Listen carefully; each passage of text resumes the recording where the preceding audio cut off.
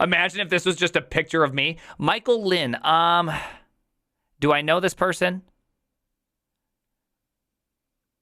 I do like the I do like that. That's always funny to see the exes. All my exes live in Texas, baby. The Silicon Valley. All right. Anyways, 9-minute read. Are you ready for this? He went rogue. All right. Golden handcuffs. All right.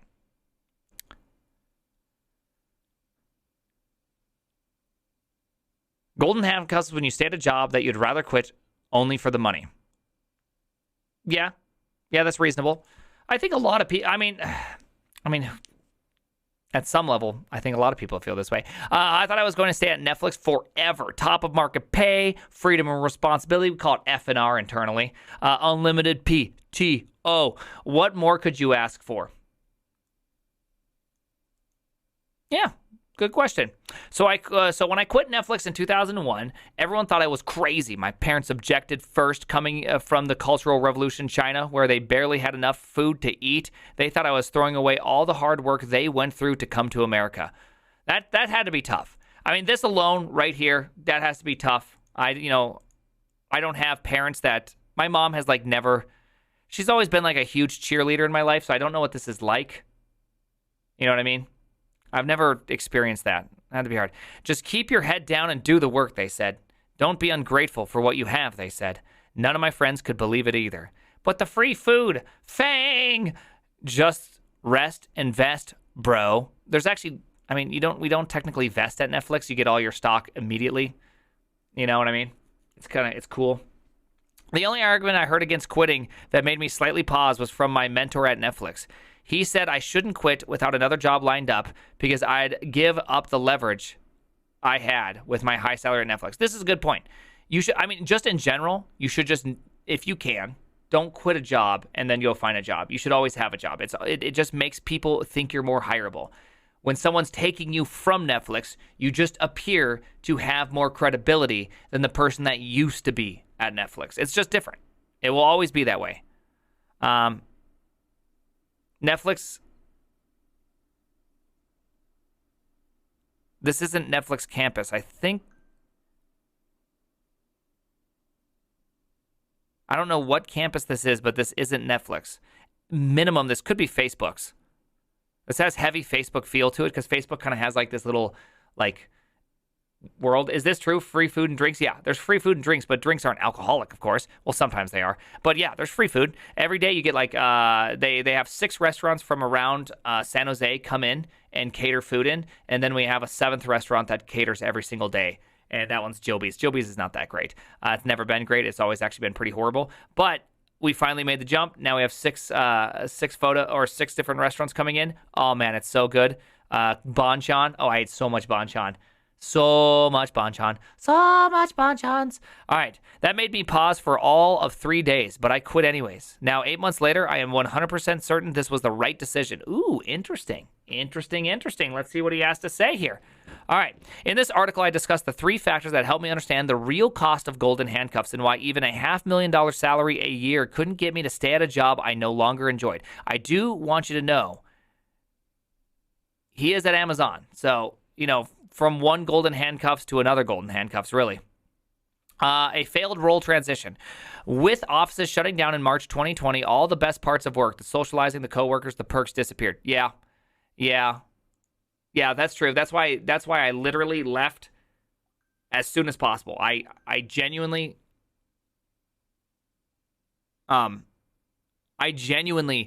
drove out of San Jose the day lockdowns were announced by Gavin Newsom. Just got the hell out of there. Went straight to South Dakota and never came back.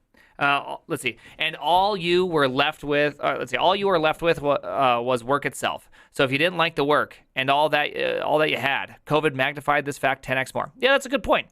I think COVID really made you realize how much you like your work and how much friends you actually were with your coworker. You know what I mean? You think you're friends with your coworker, but when all of a sudden COVID hits, you don't ever talk to them again, you probably weren't that much friends, I wasn't enjoying the work, but it wasn't always this way. I worked at Netflix for almost 4 years as a senior software engineer in growth. I know growth. I used to work in growth. In fact, I was on Team Gas. growth, acquisition, and social.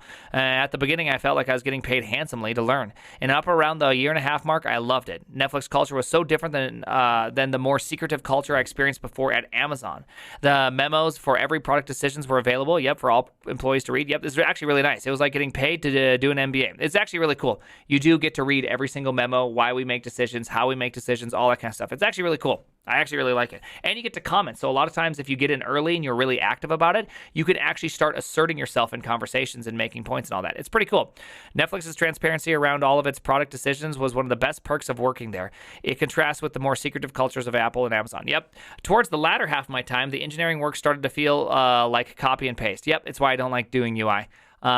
You need to spin up a new microservice, copy and paste the old one, change the business logic, you're done. New A/B test, copy the old one, change a few test variations, you're done.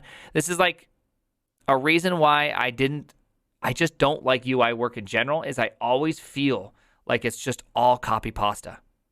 It's just like 100% copy pasta. Netflix is very into A/B testing stuff. Oh, yeah. And there's 4 variations on the call to action they tested for the homepage. Let's go. Let's see. I feel like there is no doubt that engineering could execute for Netflix, but I felt the better question was whether a particular project was a good use of engineering resources at all. So I wanted to transition into a product management where I could lead the efforts. I spent 2 years going in a circle around the company, networking nonstop, talking to every organization, and applying for every role I could find. So something that he's not telling you in this whole thing right here is, what is product management at Netflix? So product management at Netflix is significantly different than any organization you're ever going to be at. Product management is the track to effectively CEO. So every product manager is the one who gets qualitative research done, right? They go to the CI, the insights team, customer insights. They go there and they do research, and then they ideate and come up with the next product that will be built for Netflix, the next big test. So there is no such thing as this isn't coming from C-suite. It's coming from product managers. Product managers make the new ideas, and then they get design and coding to help them build the new idea. And so product managers, we often say internally, are like mini CEOs. They are CEO of the website. They decide how and what the website's going to look like. And then there's like cross-organization product managers, such as Jennifer Nieva used to be one, where she used to be a product manager of originals. And so we would build originals together. Her and I worked on the pig episode, the one I talked about yesterday. And so it's like you come up with these ideas. Did someone do that and come up with Netflix games? Effectively. But Netflix games was probably a little bit higher up in the sense that it was, are we going to do this as a company, right? Yeah, Galacticus. I spent 2 years going around a circle. Yeah, so it's not surprising at all. Getting into product management is extremely hard at Netflix. There's like 8 of them for all of UI, and that's including product management leadership. So to get into this is like virtually impossible. You have to have years doing stuff. A lot of them were high-ranking people at a previous company, C-suite people / vice presidents at other places. It's not that straightforward. I submitted a proposal on what my priorities would be as a PM, and I applied to every org: customer service, developer productivity, studios, partnerships, and notifications. I suggested creating a role on my own team to help manage and growing infrastructure. So that is different than a product manager. At that point, that'd be more like a project manager. It's different, right? I also suggested that other PMs could delegate more of their work to me so they can free up their time and grow their org. All these proposals ultimately didn't pan out. Yep. I get that. I spent 2 years going in a circle trying to get a PM job at Netflix, but ultimately ran out of options.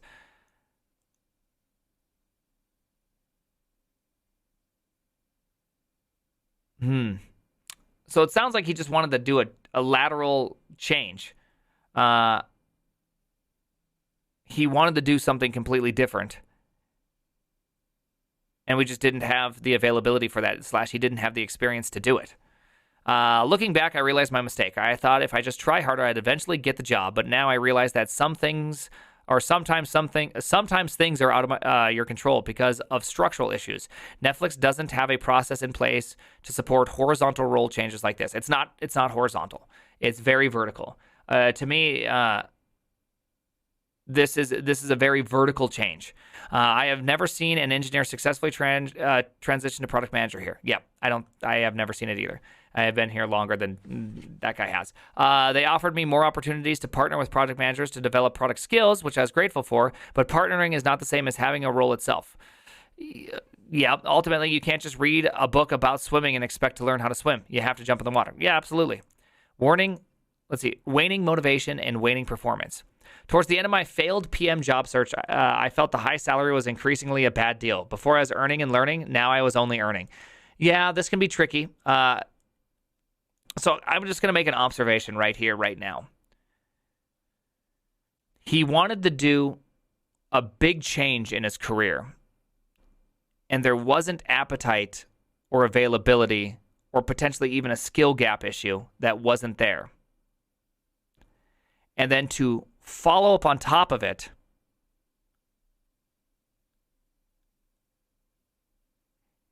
he wasn't exercising and growing his own role. All of his extra effort and energy was going into this role he wished he could have. And so when he looked and went to his role, it was never growing. It was never expanding in technical difficulty. He was never growing into the position he wanted to be in.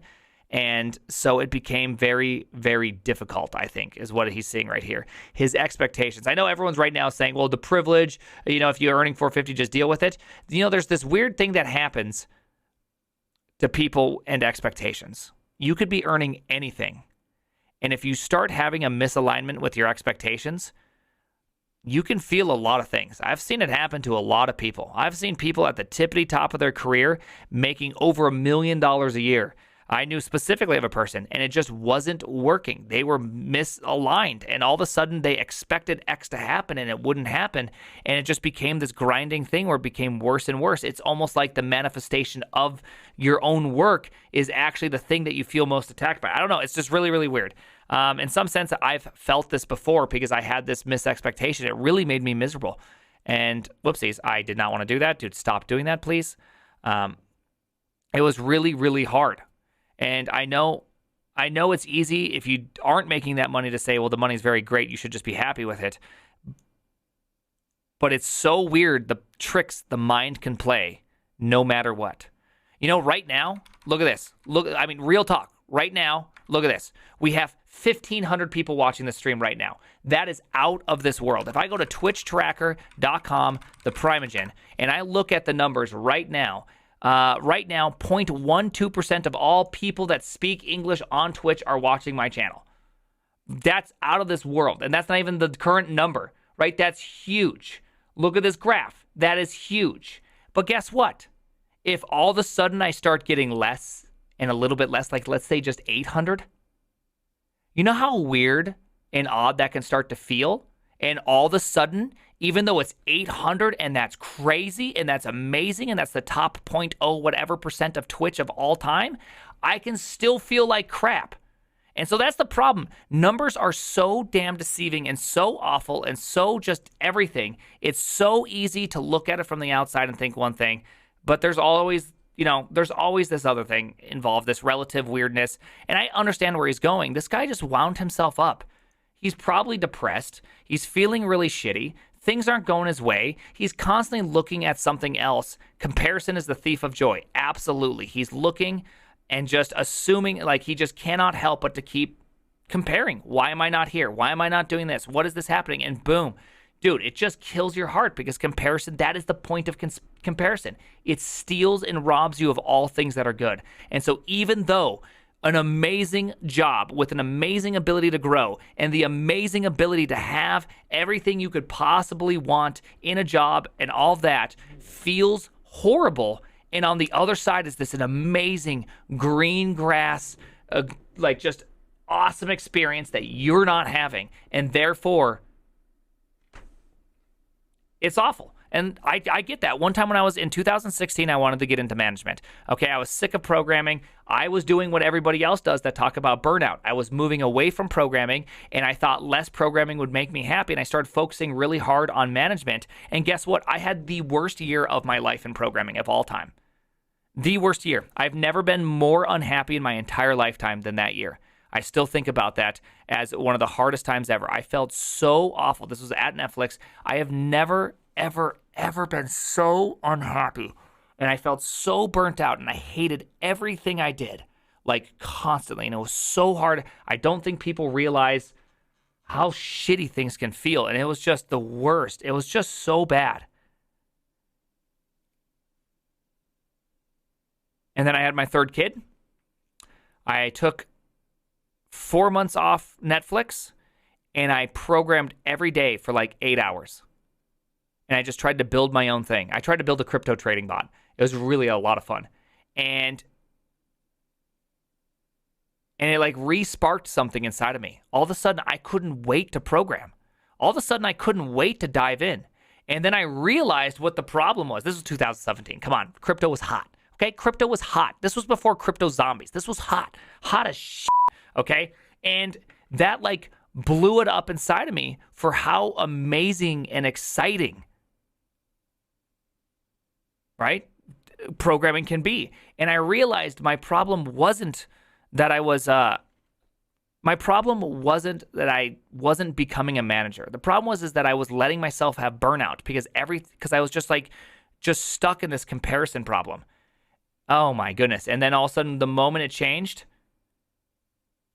boom. You're right, Cam. Cam, you're absolutely right. It was just, it's true. Paychecks don't release dopamine in your brain like being recognized. It's very, very true. And all of a sudden, it just like blew up inside of me, like how much I was wrong about so many things. I realized that diving in and becoming awesome at programming and enjoying programming for the sake of programming was just awesome. And all of a sudden, I loved it. Like I couldn't even help it.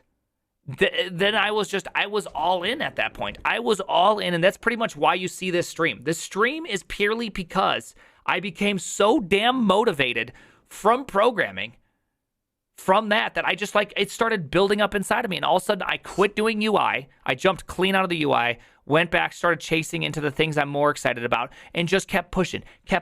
And guess what? It's very easy to horizontally move at Netflix. Horizontally moving from one engineering to another engineering. Sure, it took me like 6 months to get it done, but I got it done. We got it done. We locked it down. And guess what? High-fived it. Kabam.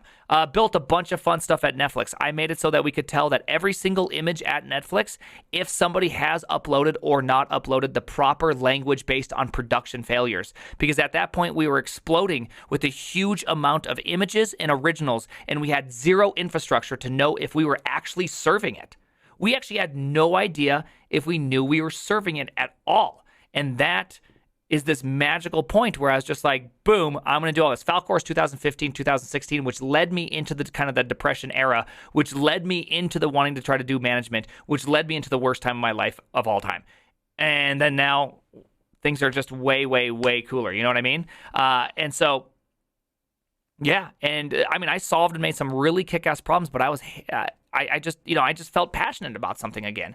And so then I made awesome tech, and I just came up with ideas, and that made me get the next horizontal position, which got me out of front end. And I just kept coming up with tool ideas and things that would make engineering easier. And some of the tools were awesome, and some of the tools were horrifying, and they were bad ideas. And then I got recognized and got onto the next team. Now I'm on the platform team for TVUI, which is primarily what builds the actual product for television, and now it's going amazing. It's going fantastic. I love what I build. It's awesome. How do I come up with good ideas? You look at what people are doing and try to imagine a world that could exist in which could solve problems, whether they're having or problems they don't realize they have today. And you just try to be good at it.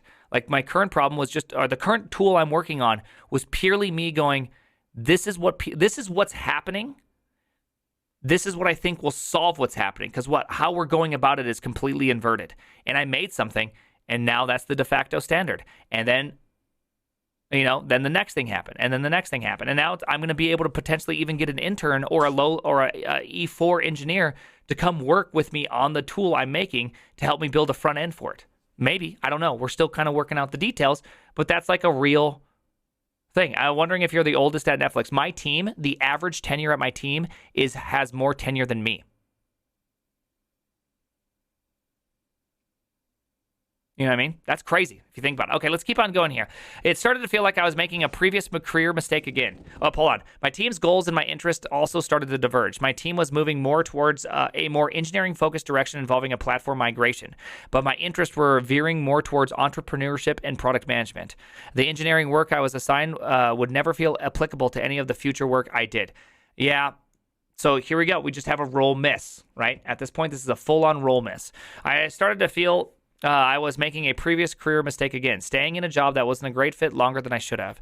This mistake is more costly than people think. If you stay an extra 2 years at a job that you wanted to leave, and you did that over 5 jobs of your lifetime, you just wasted 10 years of your life working at jobs you didn't want to. I feel like I was wasting my time.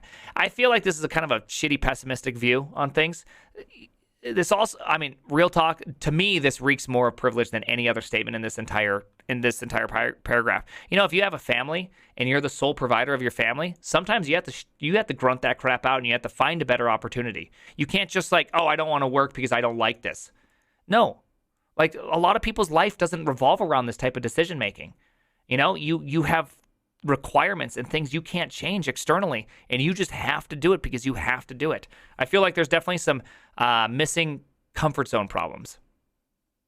You know, practically speaking, I cannot just quit Netflix. If I quit Netflix, it would be really hard on my family. We'd have to sell.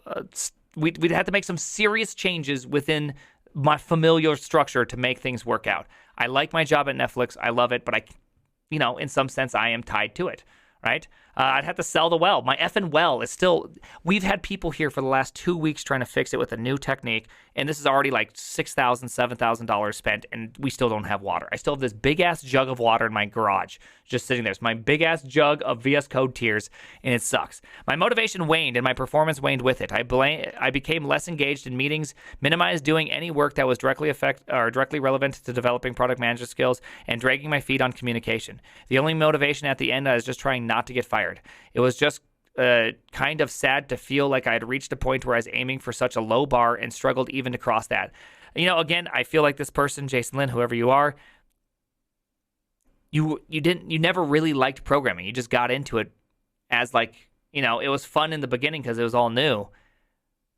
But the moment that either you had to take the mantle and make yourself much better, or really you're just interested in something else and programming just was an avenue, it really was this. It doesn't sound like you're really into the whole programming thing to begin with, you know?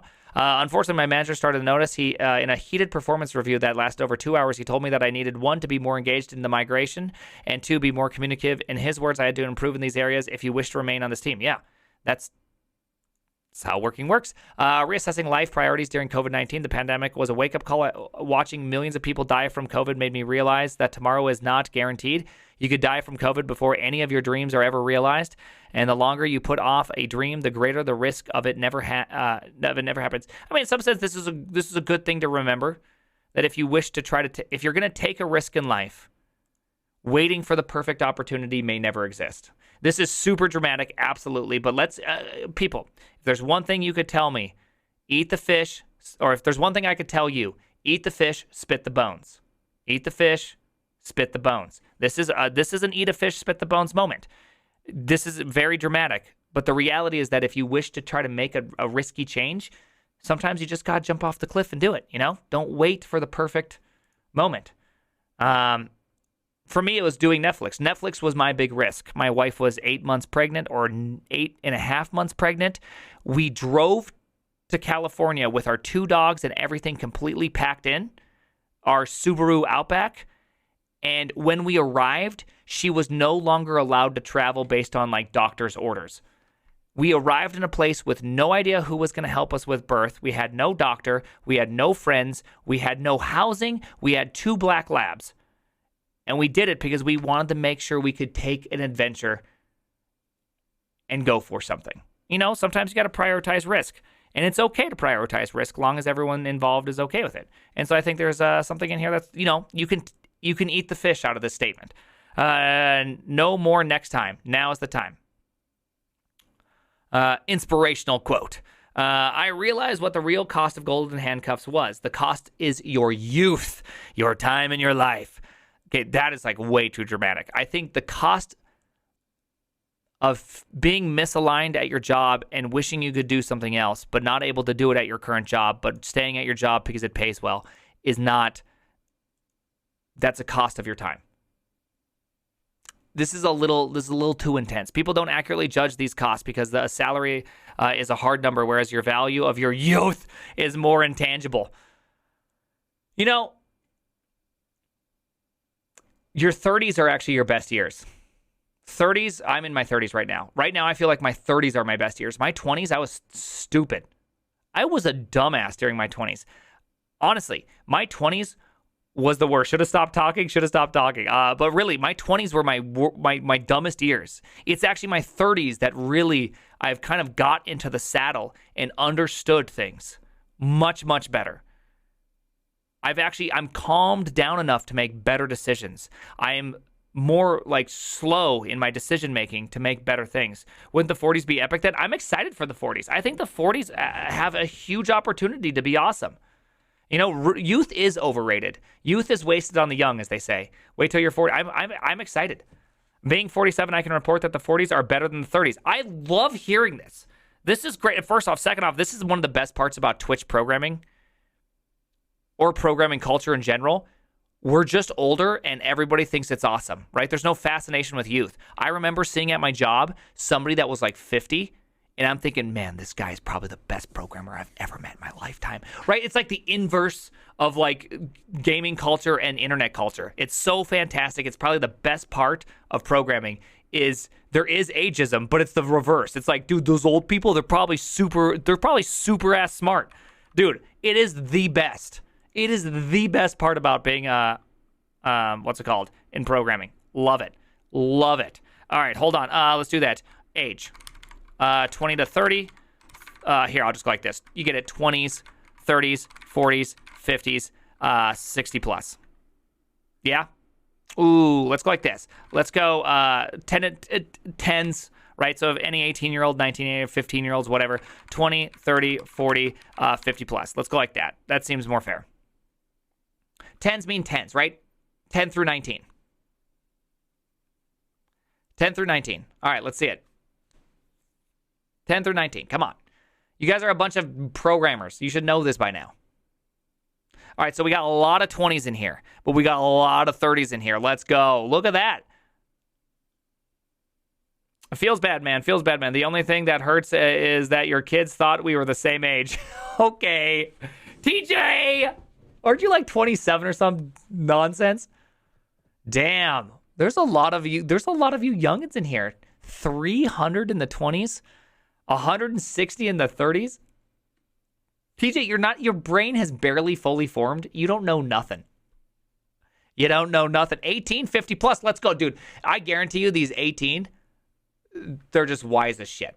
They're awesome programmers.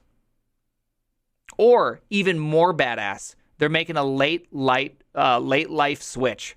Dude, like think about how cool that would be. Imagine being 50 and making a switch into programming. Dude, I would have mad respect for you. I would. Yeah, so sweet. Yeah, it's not surprising that 20s won, but I think the bigger thing is that 30s are like a huge portion, and 40s, that's a lot, right? That's incredible. Also, what's incredible is how many people between the ages of 10 to 19. Damn. Well, welcome 10 to 19-year-olds. I hope you do whatever you do. I don't even know what you guys do anymore. Watch TikTok. What the hell do you guys do?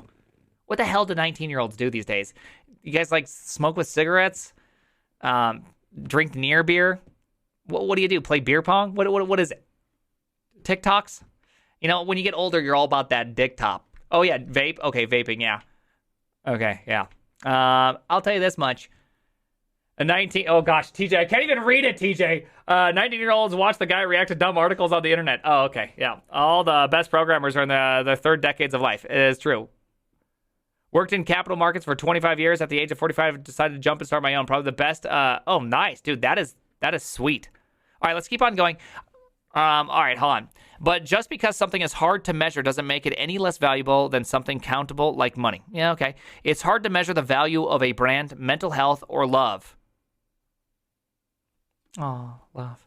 but we know it matters. One really beautiful part about Netflix is that you can really get your job done in 40 hours. Honestly, you can really get your job done in 40 hours.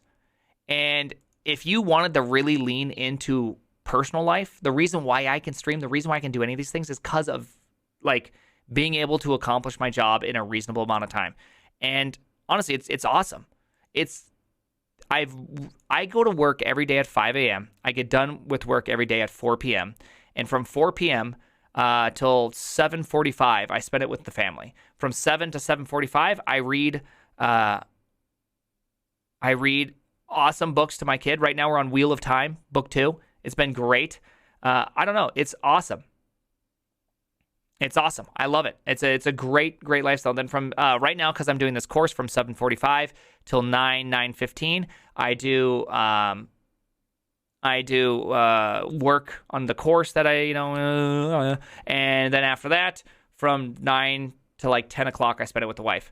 Wheel of Time is epic, yeah. Have you read Lord of the Rings? Yeah, we read through Lord of the Rings and The Hobbit. I've read The Hobbit twice and Lord of the Rings once to the kids. It's great.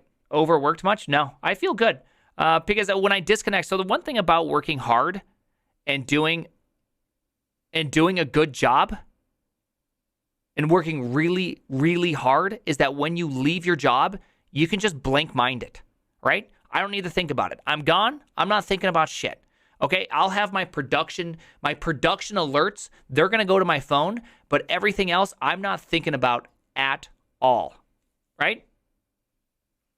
And so then I can actually disconnect fully from my job because I know I've done a very good job. I've done a very, very good job doing the right things and making the right decisions. And that is just something that I can do, and it feels great. It feels really, really good. Seeing all these people die from COVID made me scared that one day my tombstone would read, "Here lies Michael. He spent his life doing work he never wanted to do. Then he got COVID and died. Rest in peace." I really think that whoever made his tombstone is kind of a dick. Can we all just be like, yo, Michael, you need to get better people in your life if that's what they're going to put on your tombstone? This is pretty serious drama. I feel like he's really overestimating, especially if he's a youth.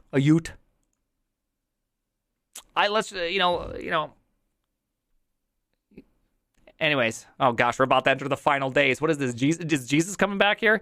The longer I stayed in a job I didn't enjoy, the greater the chance that this would be my tombstone. Oh, shit. I knew I had to take action now. I could not keep kicking the hard career questions down the road. I had to quit.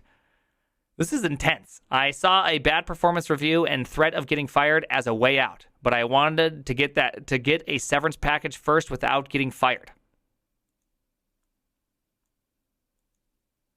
I feel like this is getting really close, and that's why we went to Amazon.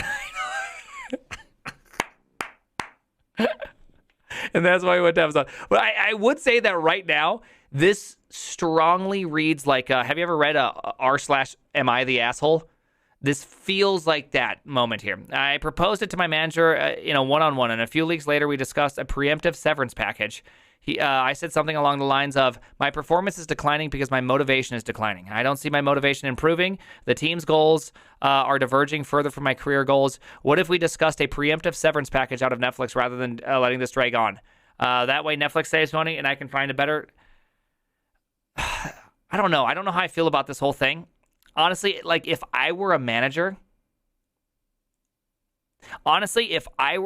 real talk, if I were a manager... I would like talk to legal and be like, this is like extortion.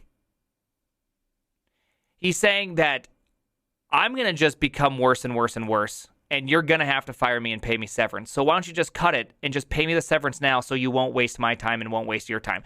Honestly, it feels like extortion. Like, I'm going to not do a good job, and you're going to have to fire me, so why don't you just give it to me now and we don't get fired, huh? It feels like, this just feels weird. This is a ballsy move. This is a ballsy-ass move, and it's more of a ballsy move to put this on the internet.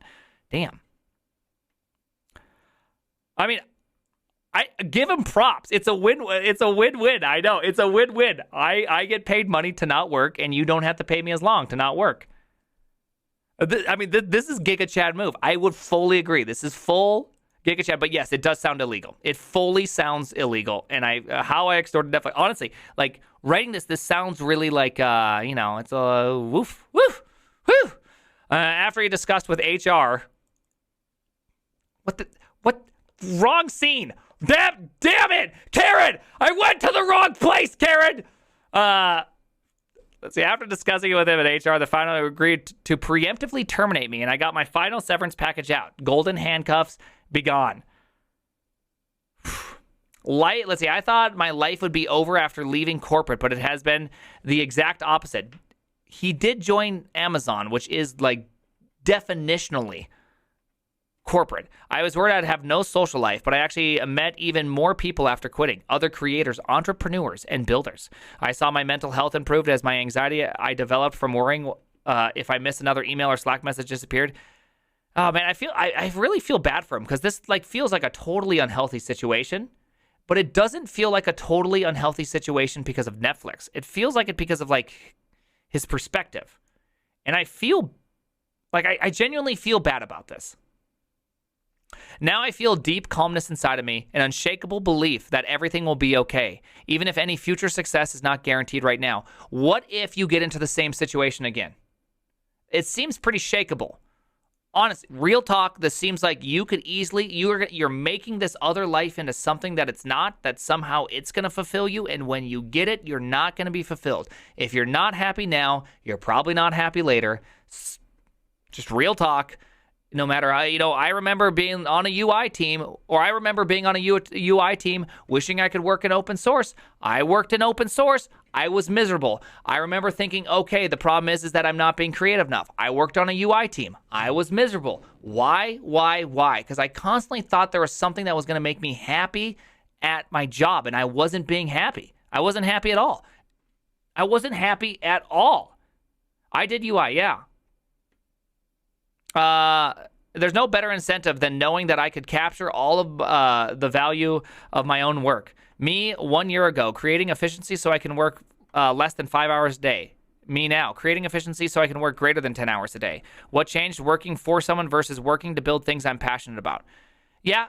I mean, this is a great statement. This is a great observation into human behavior. When you feel like you have ownership, this happens. Like this is the definition of ownership. Major LinkedIn vibes though. Strong, but it's on Twitter. This is strong Twitter LinkedIn vibes.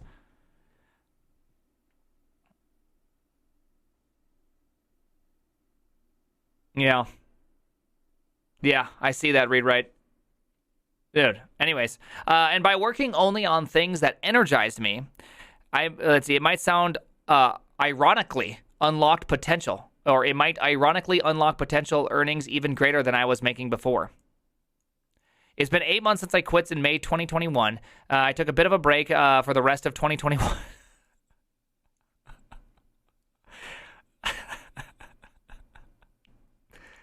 The old half-year break, 7-month break. I lived in NYC for a few months, took a road trip through Utah and Arizona, and generally just enjoyed life. Zoomer take. I literally could never do that. I have 4 kids. There's no world that exists where I'm not working. I know. The joys of being young and single, right? I actually much more. Side note, I much would trade out any single day of the week, my current life, for any of that life. Honestly, if I could spend 1 week on a beach, that'd be great. Awesome. Super sweet. Love it.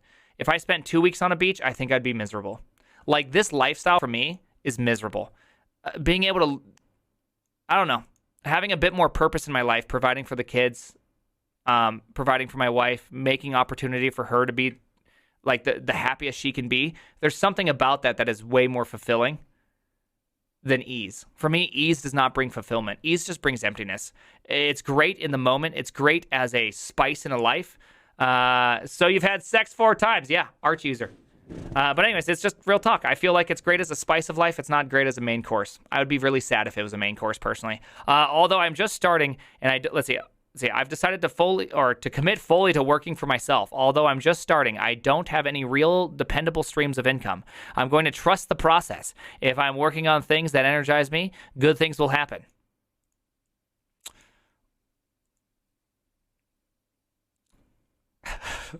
I truly believe now that playing it safe is the riskiest choice of all. I think there's some truth to this. There's some truth to it. You got to learn. You got to know how to risk. Risk tolerance is a good thing. Honestly, again, I should have said no to Netflix. By all available data, me working at Netflix was just the riskiest choice ever. It was stupid, but it was a good. At 65, I'm energized AF. Let's go. That's great. When you play it safe, you are just exposed to all the dangers, except you have no chance of that upside. As Helen Keller once said, avoid danger is no safer in the long run than outright exposure. The fearful are caught as often as the bold. That's a beautiful quote. Beautiful quote. There was a time here on Twitch when I kept getting followed by people with the name Helen Keller's DJ, Helen Keller's something, Helen Keller's this, that, and the other. Helen Keller's earpods, if I'm not mistaken. Like, they're just crazy. All right.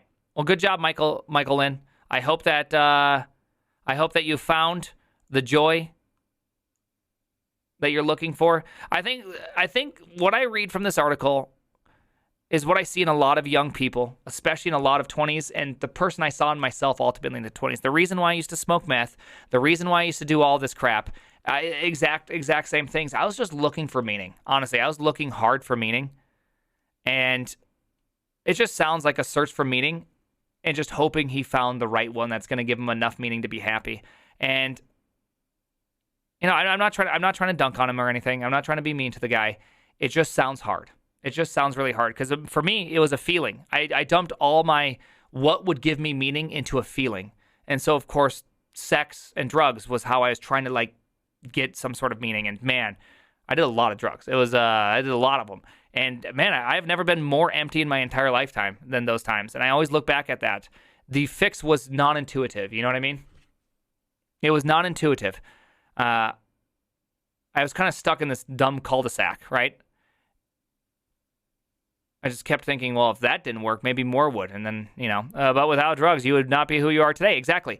These experiences make you who you are today, for sure. You are an amalgamation of your past, whether you like it or not. And your past can be really shitty. I was physically abused one time, sexually abused one time. Dad died when I was young, blah, blah, blah, blah, blah. I could name all the things why, my life sucked and all these kind of things. But you know what? Very happy for the life I've gotten. I'm very, very happy that I got to grow up the way I got to grow up. Because without that, I wouldn't be the person whom I am today. Don't say sorry. It's not a sorry. It's something that happened to little me, not adult me. And whether I repressed it, moved on from it, did whatever, it doesn't matter because it is, I wouldn't, this wouldn't exist without that. So I appreciate it. I can appreciate it in a way, you know what I mean? I suck at these type of things because I can feel myself getting a little emotional about it. I'm getting clipped. I found my way. Let's see. When I found out my girlfriend was pregnant, I quit my meaningless job, fucked around for 10 months, for 14 hours a day studying web dev, and have been a full stack developer for 5 months now. And of course, a father. Let's go. Again, kids really give you a lot of reasons to do things that you wouldn't do otherwise. You know how much I was just kind of honestly, I was just kind of a bitch for a lot of my life. And when I had kids, it really changed who I was. I'm young and single, and I can't think of doing that. I'm scared it would bulldoze my career, and I love what I do. Yeah. Let's see. Just do a transition to Karen Room and save you from the emotions. I know. I said the B word. I'm sorry. All right. Anyways.